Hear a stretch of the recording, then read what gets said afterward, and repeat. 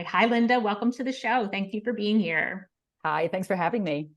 So I always start off the show the same way by asking my guest to give the audience a little background on you, who you are, what you do what you do, and how you came to that, that place in your life to decide to do what you do. So if you could just give our audience that information, I think that would be a great way to start the show. Sure. I am a life coach for international women and other women in transition. And I'm living a life that's very different than one I expected for myself or anticipated. I started out climbing the corporate ladder. My career was my identity and my whole world. Wasn't sure if I was going to have kids. And I really wanted to travel internationally. So I got a job that allowed me to travel internationally after I went to business school. And I managed, even though I was working 60 to 80 hours a week, I managed to meet a really nice guy. And he also had a career that led us to Japan at one point when we were in our early to mid 30s.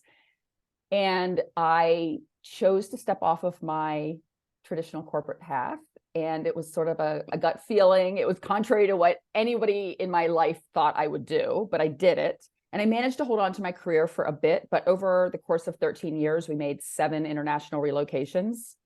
And I had a baby at 40. Wow. And that was actually the game changer because Yes. I was on maternity leave. It was, 6 or 8 weeks after we had just moved back to Japan for the second time. And I was offered what would have once been a dream job with my company that I'd been working with on and off as we were moving around. And I looked down at my daughter and I thought, I cannot be traveling regionally in all over Asia and the world and leaving her at home alone with a babysitter. Right. And decided I'd been doing some consulting for my company in the US and also with some private clients. And I just decided to get certified in coaching to be a business coach. One thing led to another. It gave me the flexibility I needed to be with my child, but one thing led to another. There was the big earthquake in Japan, in Tohoku. And I looked around at my business clients who were all entrepreneurial accompanying spouses, basically. And I was like, I'm doing more general life coaching with them than business coaching because they don't have their lives in a place where they can bring a business into it fruitfully. And so I just said, you know what, I'm going to let my ego go. I don't need to tell people that I have an MBA. I don't need to tell, although I'm doing it right now. I asked. Yeah, I don't need to tell people I'm a business coach. I'm going to tell people I'm a life coach for international women. And then there was a lot of learning that went on over the course of these unexpected moves that then took place. And then we repatriated to Chicago in 2017. And then, as we all know, life has been a little bit interesting since then.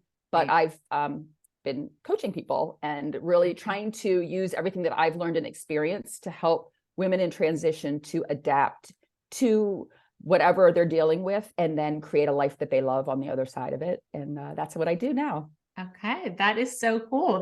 So you said 8 moves in, what did you say? How many moves in how many years? So it was 7 moves in and out of the US over 13 years. Over 13 years. So that's essentially like approximately every 2 years a move, like even a little less than 2 years you were moving. Right. Yeah. And I'm doing some rounding there. Like we were in Japan for 3.5 years the first time, came back for 1.5 years, went back to Japan for 3. So it was kind of that. Okay. Like back and forth. Yeah. But that's a lot of moving. That's a lot of moving. It's a lot of moving. Yes. And it's a lot of life lessons. And it looked like it was one big vacation after another on Facebook, but it was actually pretty hard a lot of times. Yeah. And a lot of, international people, globally mobile people experience a lot of guilt because they're like, I should be enjoying this. And meanwhile, you're trying to set up internet in a country where you don't speak the language and you don't understand how to buy the food and, all these things that make life really stressful. Right. So let's talk about that. Like, what were some of the emotions that you were experiencing when you were moving around to all these different places? I can imagine, but I want to hear it from you.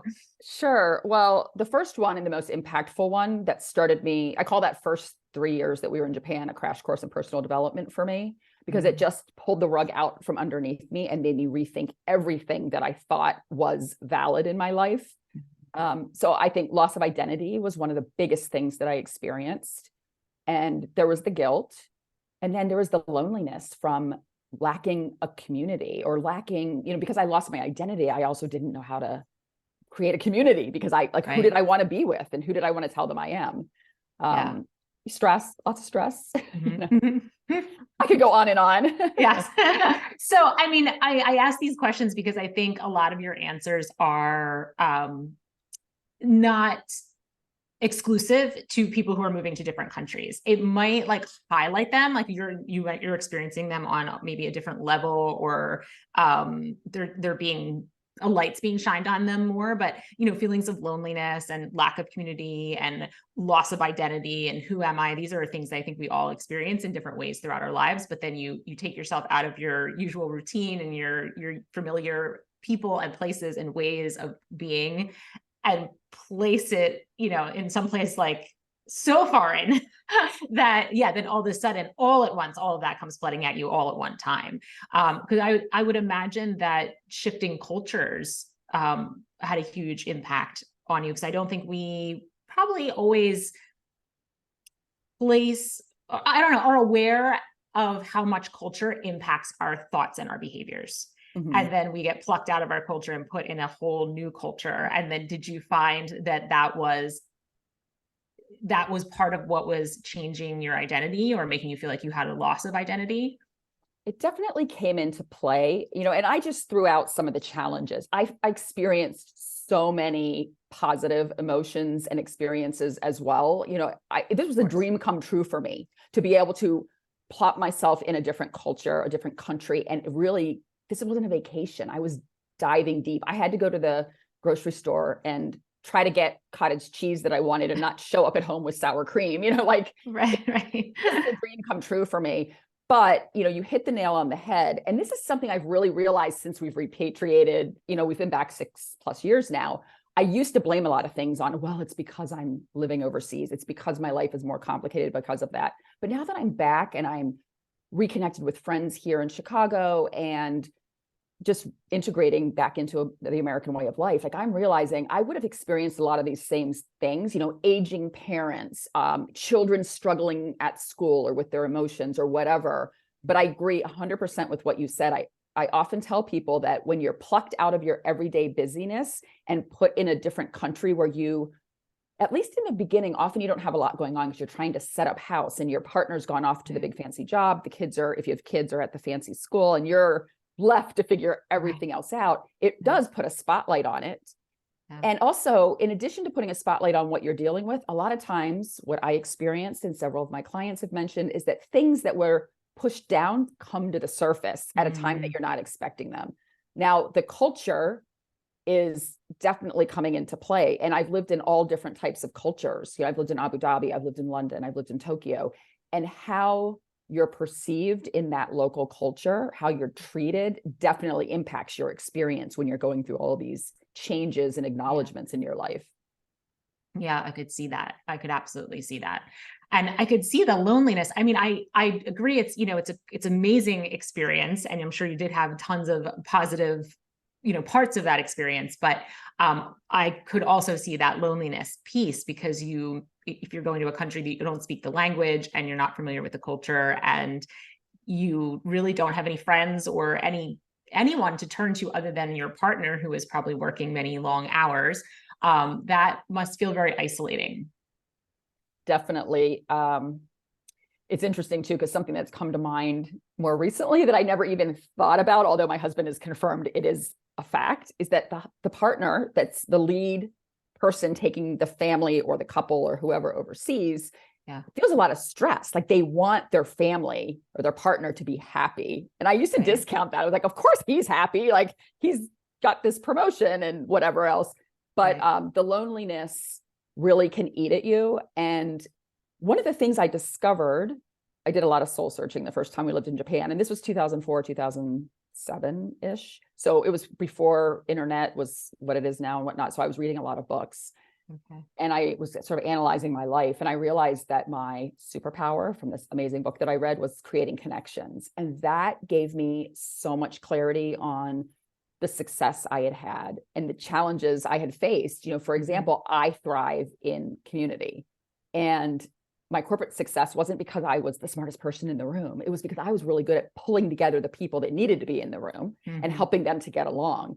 And then one of the first things I did in Japan, 2 or 3 days after I arrived, my husband left on a business trip. And again, I didn't have a child at that point. I literally was in our apartment. Our container hadn't arrived yet. It was dusk. Just as it got dark, I sat down on the floor and I started crying. And I wasn't a crier. Like now I'm much better at expressing my emotions. But back in the day, I was like working with all these men and I was not a crier. Yeah. I just looked around and I was like, what did I do to my life? And if I really boil this down, it was because I didn't know what I was going to get up and do the next morning. I mean, I had plenty I needed to do, but I didn't have a job to go to. I didn't have a name badge to put on. And I just thought, did I ruin my life? And it was at the core of it, I was just lonely. Yeah.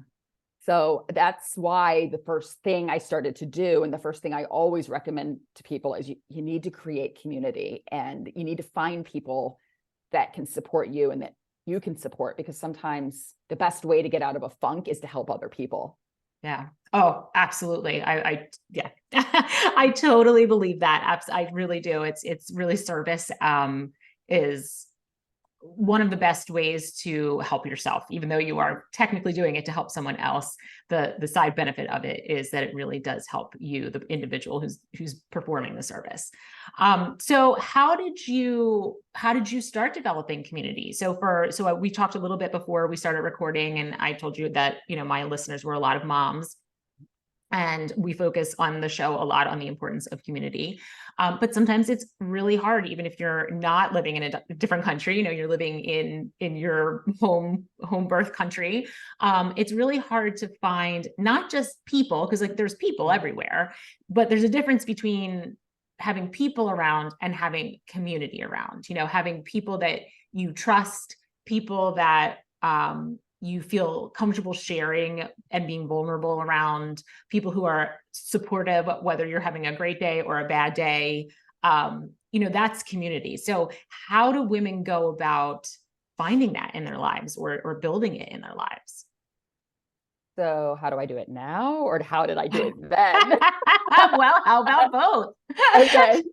So, I mean, the first thing I did, I was very fortunate. So I've moved around a lot my whole life. And so in Japan, that first time, I was super fortunate because the American Club, which was the club for basically all international people at the time, they organized a session called Tokyo Here and Now. And so I went to that, and I was placed with I always forget what the age range was, like 25 to 35-year-old women with no kids. So right away, I had this group. I mean, there were probably 40 of us to start, and then it kind of whittled down. But I'm a bit of an organizer. So I would say, hey, let's go to lunch, or hey, let's go do this Japanese arts and crafts class, or whatever. And I just started building this community. And then people would, it kind of whittled down to the people that were interested in doing this. And then they would start inviting their friends, and it really sort of took on a life of its own. So that was great for having people around me. But then the next level was, who do I connect with? Mm-hmm. So that happened organically through the repetition of seeing people and getting to know them on a different level, because that's the one thing I always explain to people when they're struggling. It's like, you have to put yourself out there, and you can't expect to meet somebody and then become instantly best friends with them, because what are friendships based on? A lot of times it's, common interests and common values, but it's also the repetition that it takes of seeing each other or interacting somehow to get to know each other. Mm-hmm. So, I mean, that's really what I was subconsciously creating by bringing these women together in Tokyo, was opportunities to spend time with them. And then through that, over the course of interacting, I found the people that I related to, that I had fun with. I've also learned as I've gotten older that I don't need to have one best friend. Mm-hmm. I need to have, I have friends because I've moved around so much, that I have, different friends that help meet different needs. And I know I meet certain needs for them. And so it's a very give and take, but I don't expect one person to be the end all be all. Right. Now, of course, I have some friends that are something bad happens or something really amazing happens, and who's the first person I call. Like, I have a few of those friends, but I think in general, because I've moved around so much, one thing that happens when you move, whether it's internationally or domestically or across town, is that your circle of convenience type friends shifts. Mm-hmm. And so I think you have to always sort of be prepared that, when you move out of a situation, that their lives go on as well. And so maybe some of those things that kept you in touch have gone when you're no longer in that close proximity. Right. Yeah, absolutely. I have a friend who's a military spouse, and I think about her all the time. And I don't know if it's a little bit different only because they always kind of have a community wherever they go because they have other military families.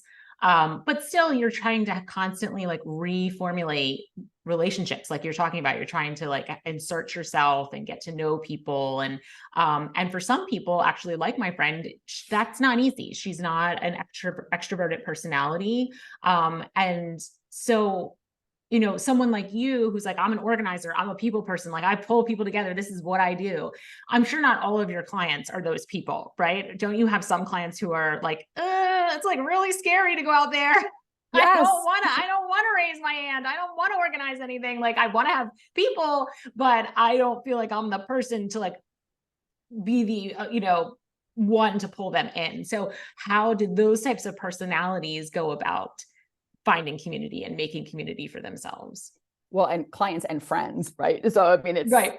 Right. everybody's, a lot of people in my life aren't as, into organizing things as I am. And so what I always tell people is it's so important to be authentic when you're going through the friend making process, because trying to be somebody you're not is not sustainable, right? So, it's like, what can you do though to stretch your boundaries? Like I do always encourage people like to say to themselves, what do I like doing? Because even if you live in a place where you don't speak the language or culturally it's very different. I mean, I've moved around in the US and I'll tell you culturally, it's very different in different parts of our country. So I always think like, what do you like to do? Like if you like to ride bikes, look for a bike riding group, because at least you'll have that in common with the people. And you don't even necessarily you don't have to be chatty necessarily, but you can just show up consistently and find your people. So I do think authenticity, following your gut on how you want to spend your time, or, just being willing to stretch your boundaries, like whatever your boundaries, whatever your comfort zone is, just be willing to stretch it a little bit and be patient with yourself.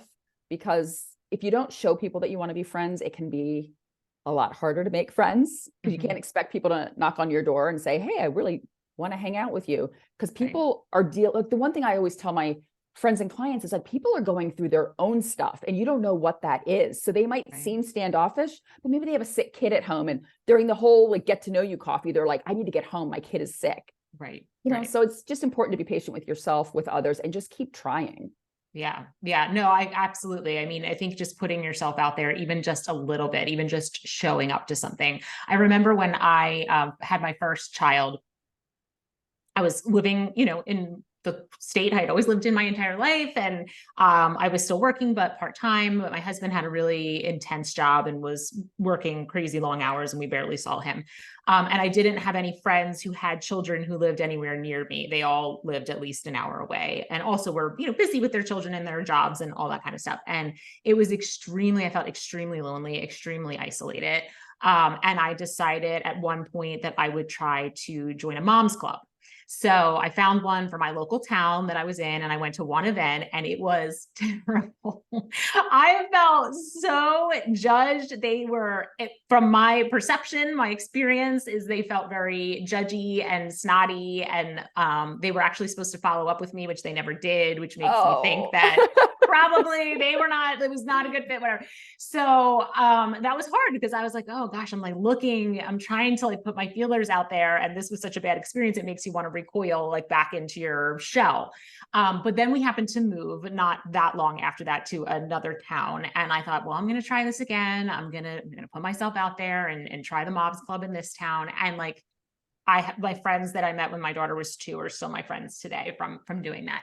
But it took time. It took being awkward and showing up at these different events that they were having and feeling just out of place and uncomfortable and trying to have the conversations. But the more you do it, even if it feels super awkward and uncomfortable, I feel like the better you get at it. And the more you are authentic, we talk a lot about authenticity on the show also, the more you are really like feeling authentic and like, I am comfortable with who I am. We also talk a lot about getting in touch with yourself and really finding yourself and feeling in your body and feeling comfortable with who you are. And I think the more you are all of those things, the easier it is to reach out and say, okay, well, if I have this bad experience, like I had with the first group, like that's not about me. I don't feel judged. It wasn't a good fit.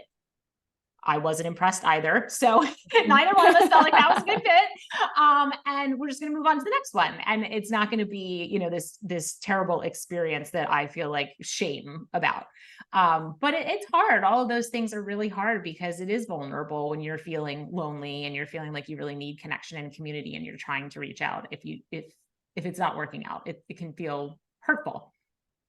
Well, you know, I everything you're saying just hits so close to home for me. I mean, I think it can be so hard. And over my life, people have said to me like, "Oh, don't take it personally." Well, how do you do that? How do you not take it personally, right?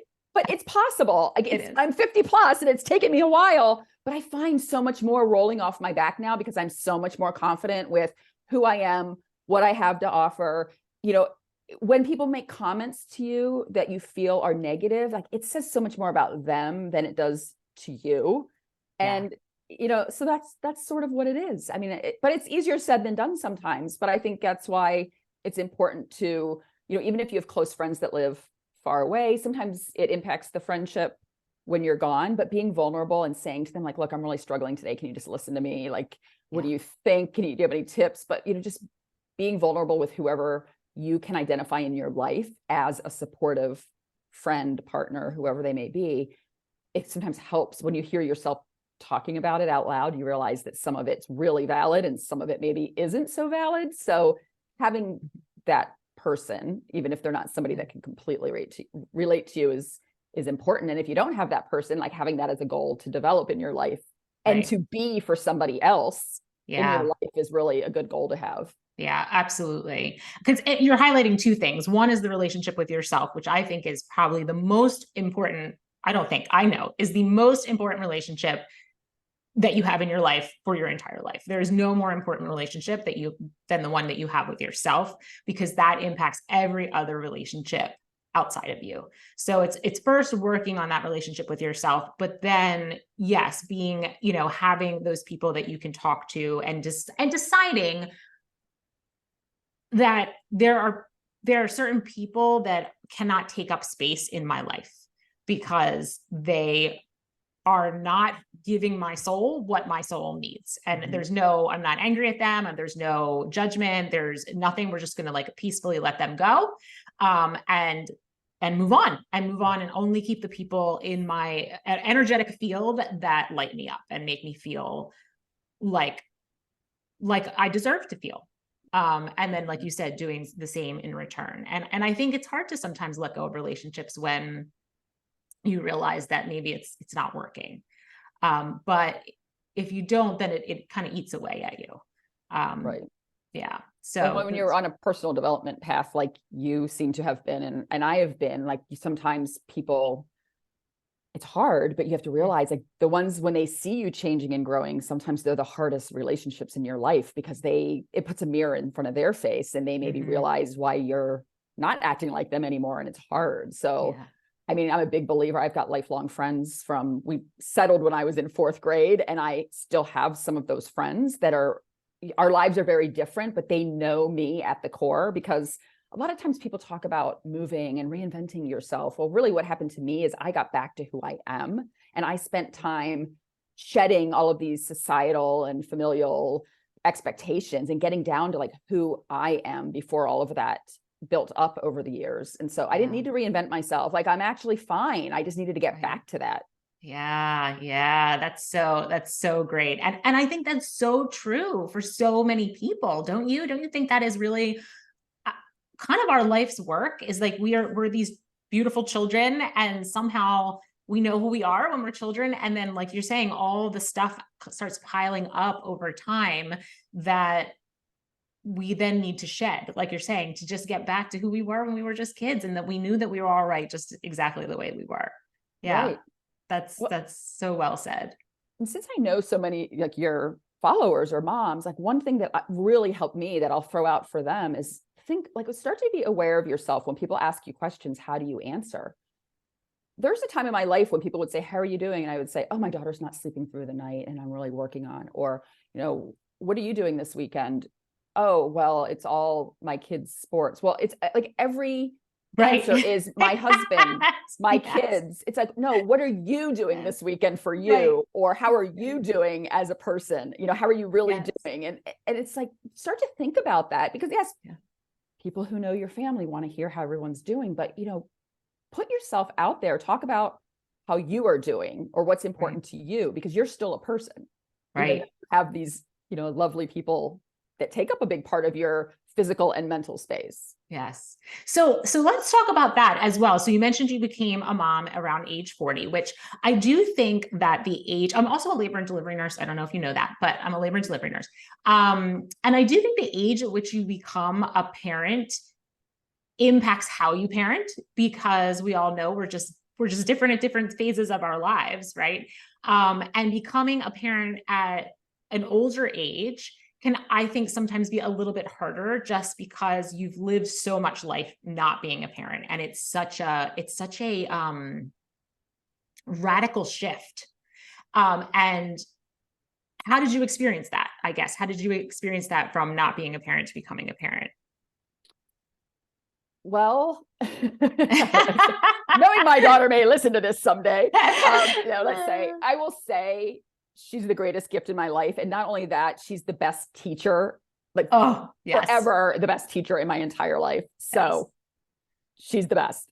But, I wasn't thinking that I would have kids. I wanted to be the best aunt in the world to my brother. My younger brother had children at the time, and like that was all great. But I would say that I am glad that I became a parent later in my life, because I think I would have parented the way my parents did on autopilot, versus I parent now with a lot of intention. Mm-hmm. And I think that's important, because my parents are lovely people and you would meet them and they're fine. But, parenting changes over time. Mm-hmm. Children need different things. And so I really try to parent to my child the way she needs to be parented, which isn't always easy for me, because, there's the autopilot. But I think that later in life was better for me. I remember she was 3 months old, I think, when my mom came to visit us in Japan. And my mom's like looking at her and like, oh, nobody in my family thought I was going to have kids. So, she's the miracle child. Right. And my mom's like, oh, can you even imagine your life without her? And and you're like, yeah. Well, 3 months ago and I was sleeping through the night. Yes, I can imagine it. That doesn't mean I don't love her. Right. But right. I think that if I was younger, I would have parented very differently, and my relationship with her would be very different. So I gave birth in Japan. That was a bit naive of me. That's a discussion for another time. Oh, we might have to take that offline and hear about that. That may be why I only have one child. Let's put it that way. Well then, so I'm totally identifying with everything that you're saying. I mean, I was not an older parent. I had my first child at 30, which is kind of smack dab in the middle there. But it was a really rough transition for me. And it changed community as well, because now you're kind of split in the middle of like your friends who have kids versus your friends who don't have kids.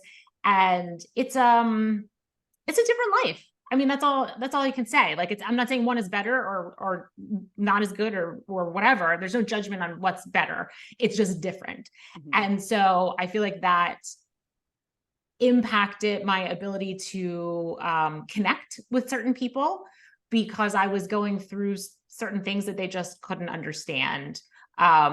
And because there's a lot you can't understand until you become a parent. There was recently something on Facebook that someone posted, like, what's one thing people can't understand until they experience it themselves? I'm like, parenting. Like, you really just can't get it until you experience it. So how did that impact your sense of community? And also, I think that parents wind up finding community through their kids, like through their kids' sports teams and friends and whatever their kid is involved in. And then the question is, does that community stay once the child graduates and moves off? And I know that's, totally dependent on the situation, but do you find that it's important for people to find community that's just their community? Like what you're saying, when they say, how are you? And they're like, well, my kid's soccer team and my husband's this, and like, they're like, whole life is surrounded around these other people in their lives that they really love and care for, but they're forgetting to love and care for themselves. So do you find there's an importance to having some community that's kind of just based on you and your your needs or what's important to you. I think so for me and for my personality. I was fortunate in that when we moved back to Japan and my daughter was born, we had only been gone about a year and a half. So I had a lot of friends in Japan, but they didn't have kids, most of them. So they were great. But I remember one day, three of them saying like, hey, let's go to lunch. You can bring, I don't even know how old she was at the time, 5-week-old baby with you, and we'll help you. Well, we're at this lovely Japanese restaurant and they're all eating their food and I'm jiggling the baby and she's crying. And then, after they're done their meal, they're like, oh, do you want me to hold her? And then I ate my cold meal. And then I remember saying to them later, when they asked me to go to lunch again, I was like, you guys, like, I know you don't understand, but like, literally, like, that wasn't fun for me. Like, why don't you just bring your lunch, like, come to my house and we'll hang out and whatever. Cause they just, like you said, they don't get it. But I was fortunate in that I did meet moms. But what was interesting for me is that I decided I'd go to these mom groups and I'd have friends. But this is to answer your question. I do think it's important to find people that you connect with as a woman, not just a mom, because I was going to these mom groups and because I was 40 and a lot of the other women had become accompanying spouses and were much younger and just chose to give up their careers and start having a family. I used to say they were 10 years younger than me, but as I got to know some of them, they were 15 years younger than me. So it took me a little time to find my people, and I did, and I'm still friends with them. There were 3 or 4 other moms that were on the older side. I mean, in Japan, they'll just look at you and say, you're so old, like having a baby. I mean, it was crazy when I got over there. They're like, well, first of all, you were supposed to register at the hospital for your delivery, like the day you got pregnant. And I was, 6 weeks in advance. I'm like, well, I'm having a baby, so you need to find me a hospital room. But, it took me a while, but then I found these women that had careers, either had them and then gave them up for whatever reason, or were still working in Japan and had a baby. And they became my heart and soul friends that like really got me through those early days. And then I was also fortunate in that because we waited so long, most of our friends back in the US who were going to have a family had already had kids. So I was getting I always had people that I could call. And I had my one go-to mom friend in Japan that I would call about everything. I mean, she knows like all the nitty gritty details of everything, because here I was, I couldn't just Google how to find a lactation consultant in Tokyo. Like, I had to go word of mouth and find out like, I'm having this issue, who do I go to? And so you make friends because of that, because you actually really need each other. Right. So that helped build the community. Yeah. Yeah. That's all great. I mean, everything you're saying kind of comes back to the same things, which is, finding those people who have common interests as you or needs, and that you connect with, and then really continually making efforts to reach out to them. And, because again, as a parent, you're just super busy. You're so busy that it's so easy for that stuff to fall by the wayside, because you're trying to take care of the, the duties of everyday life and jobs and homes and kids, and prioritizing actually, meeting a friend for lunch or getting a cup of coffee or even having a phone call.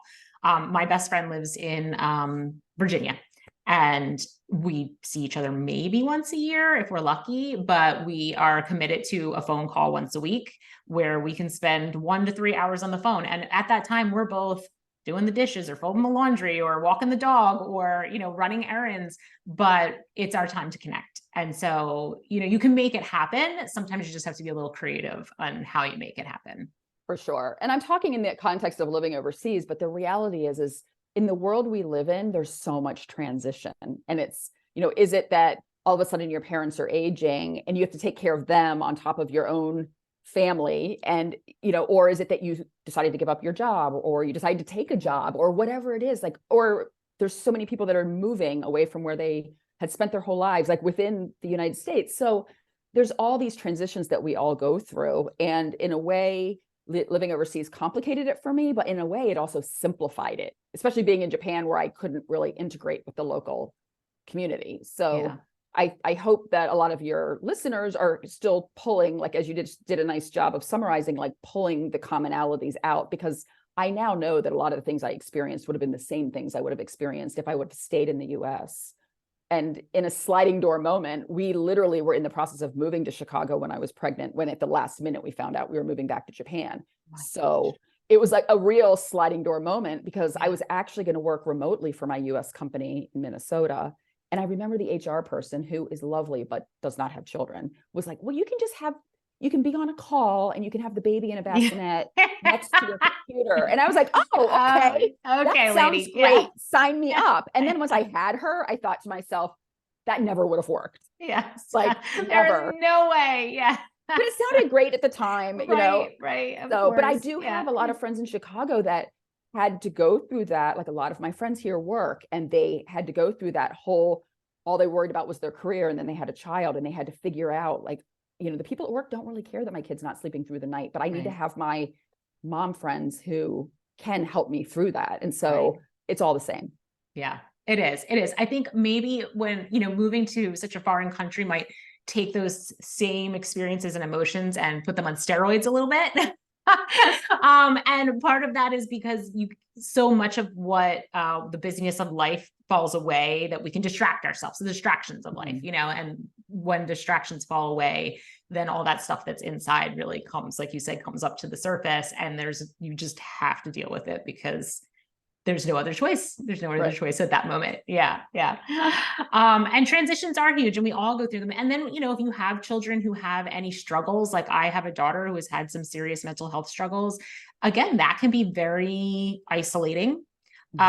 Because if you don't know any other families who are going through that, then you feel like you're alone and you're looking around at all these kids who are a similar age as your child and they seem to be thriving and your child is not thriving, and that can be really challenging. But as I've gotten older and I have come back, shed a lot of my layers, tons of my layers, and really come back much more into my authentic self and developed a really solid relationship with myself, I have stopped caring about what anybody thinks. And so when my daughter really was struggling, I would talk about it, openly talk about it. And you know what I would find? There were a lot of other families out there with kids struggling. But they weren't saying anything because they were all, of course, feeling the same way, feeling like they were the only ones, that they were alone, that they were embarrassed, they were confused. And once I started saying, like, listen, this is what I'm dealing with, and it's really hard, and this is all the things that we're doing to, get her help, I had families coming to me and saying, oh my gosh, who do you see? Where do you go? What have you been doing? Because we're struggling and we don't know where to turn. And I thought, oh my gosh, this is heartbreaking that people are suffering in silos, in silent silos, where we could all be like reaching out to one another and really helping each other get through really hard stuff. But we're afraid for some reason to do that. So, learning how to be the one that holds your hand out first is a true gift to everyone. 100%. My daughter was diagnosed with nut allergies when we were living in Abu Dhabi, a country where they don't recognize nut allergies. And it was really stressful. And she was little. And so she was showing signs of stress, but she couldn't really articulate it. And I had her talk to the school counselor because I thought all the stress was because of the moves that we had put her through, which was making me feel stress and guilt. Right.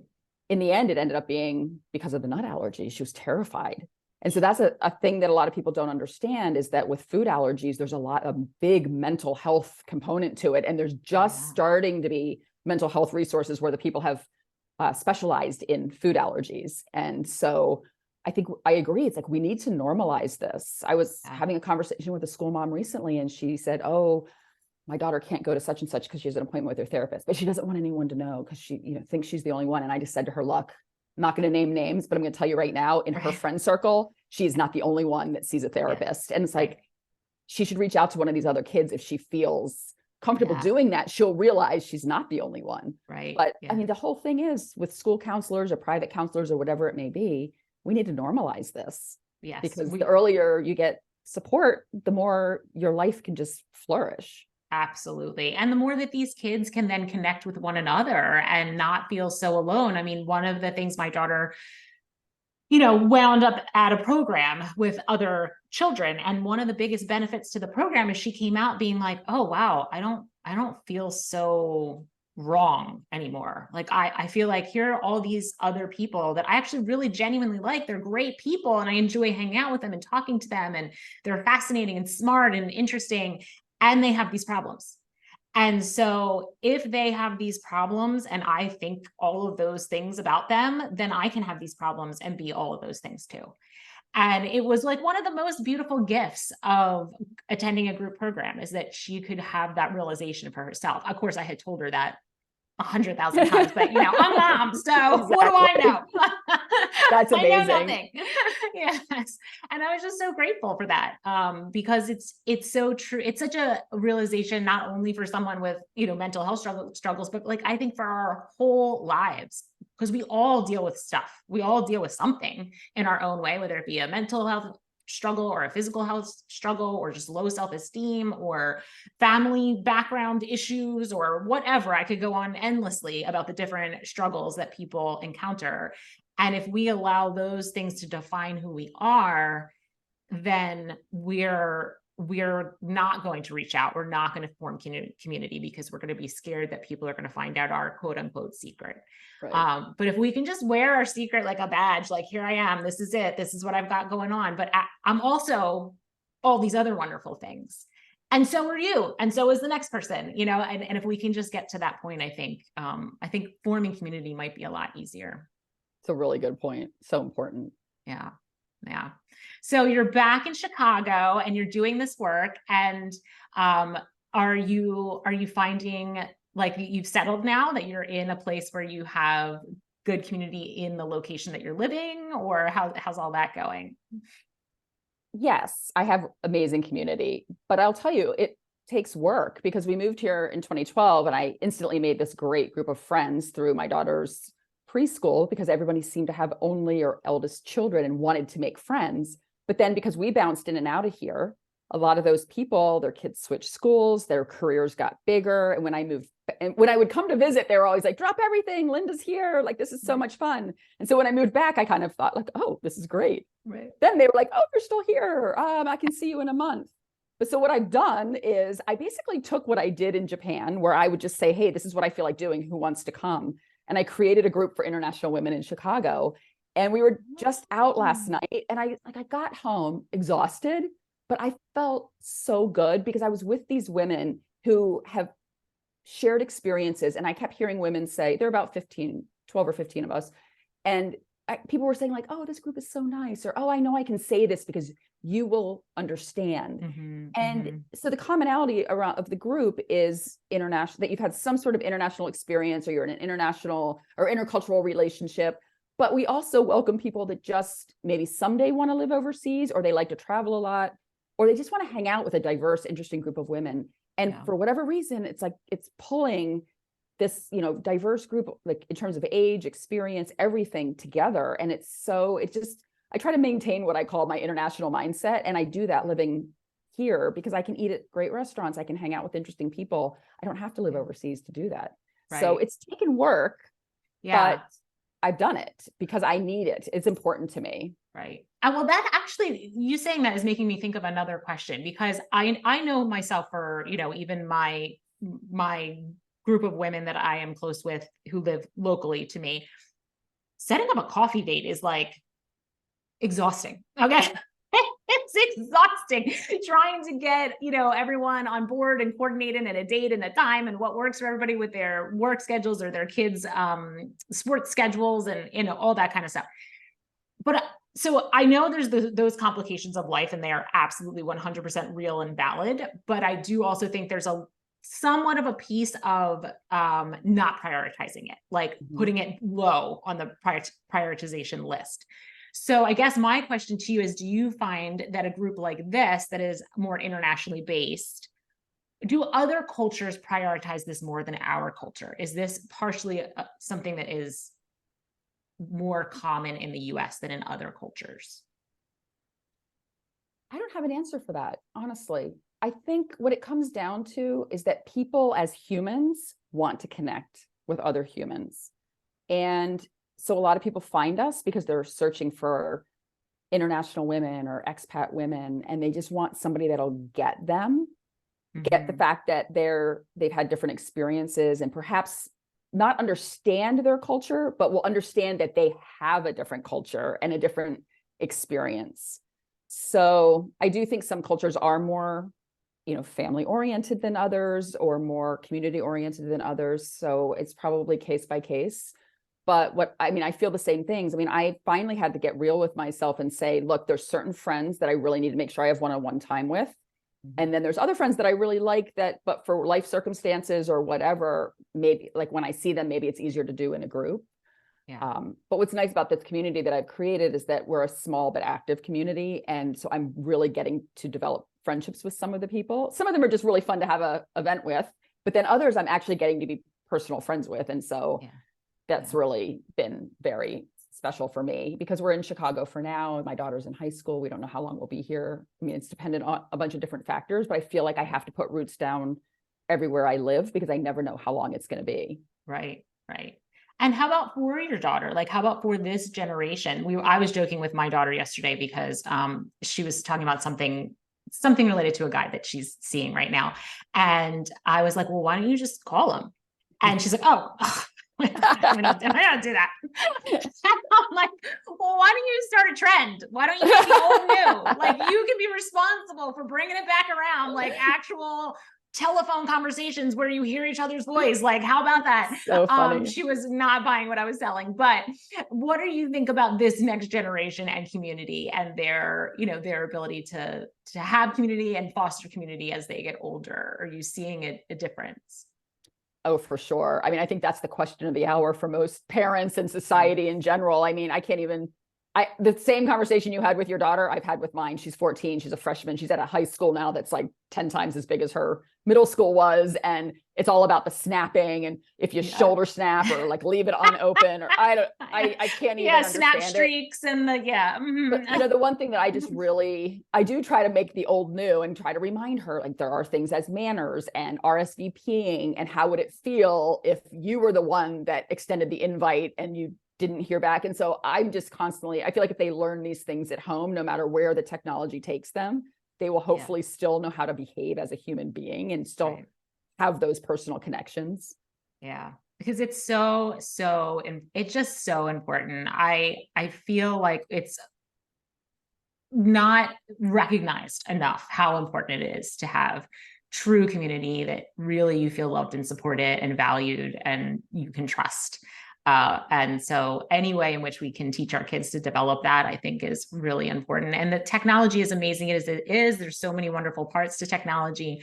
I do think it can, it allows us to not be as vulnerable, I guess, is because it's easier to text or snap or whatever it is than to actually make the phone call. 100%. So, and if we can escape that uncomfortable, I want to like wiggle in my seat, I'm uncomfortable feeling, we'll do it a lot of the time as human beings. So then it comes back to that, making a really conscious choice to be vulnerable and be comfortable with yourself, which as a kid, that's hard.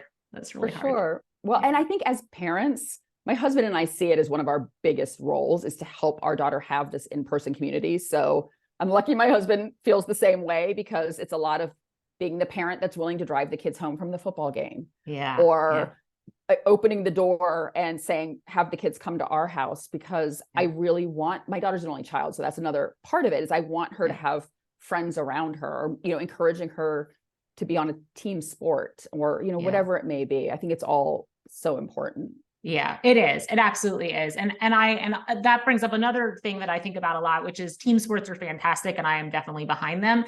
But I think there's a lot of value in also kids having space in their schedule to just hang out, unstructured time where you're hanging out at somebody's house, or you're riding bikes, or you're swimming in the summer, or whatever you're doing. That it's not you're there for a goal. There's no goal. The goal is to have fun, get to know each other, and develop a deep connection, which I'm not sure you can do as well when everything is so planned and structured. Yes, we could have a whole nother conversation on that because I'm in the thick of it right now. Yes.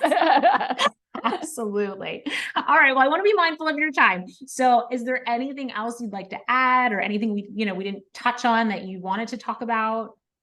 No, I think it's great that we had this conversation about community, and I would just encourage your listeners to always just, be authentic and just be willing to take that one little step out of your comfort zone to create your community, because there are people out there that are like-minded to you and want to be with you, and you just have to make that connection. Yeah, it's so true. It's so true. And they're just as scared as you. So, Right. you know, somebody's got to be brave and do it. Yeah. Well, thank you so much, Linda. Thank you for being on the show. Thank you for all your insights. I really appreciate it. And why don't you let the listeners know where they can find you? And then I will also make sure that I put it in the show notes for everyone. Okay. Well, my website is theexpatpartnercoach.com, and I'm most active on Instagram, and my handle is the expat partner coach, just to keep it simple. Okay. All right. And I'll put all that in the show notes in case anyone wants to get in touch with you. Thank you. All right. Thank you. Have a great day. You too.